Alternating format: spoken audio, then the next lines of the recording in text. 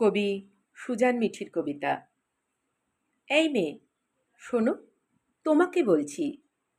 লম্বা চুল, ফর্সা গা, গালে টোল, এগুলো তোমার পরিচয় নয়। তোমার পরিচয় তোমার কর্মে।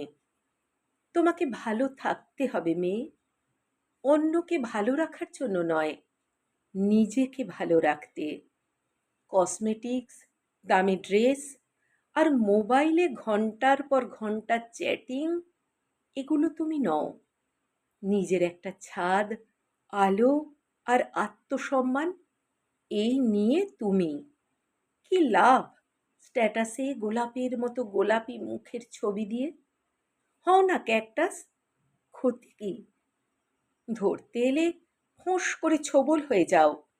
ভয় পাক না ওরা, ভালো নাই বাসুক, প্রপোজ নাই করুক কেউ, মুখে দাগ হোক, রাত জেগে বেশি পড়াশোনা করার ছাপ চোখের নিচে থাকুক কিছুটা, কোনো দরকার নেই সেসব মোছার জন্য অ্যালোভেরা ঘষে সময় নষ্ট করবার।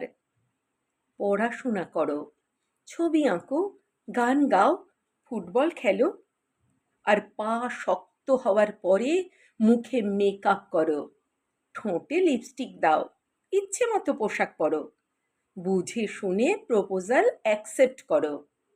তারপরে তোমাকে অবলা বলার আগেই তুমি হেসে ওঠো, বলো, আমার ঘর, আমার যাপন, আমি কথা বলবো কি অবলা থাকবো, সে আমার সিদ্ধান্ত।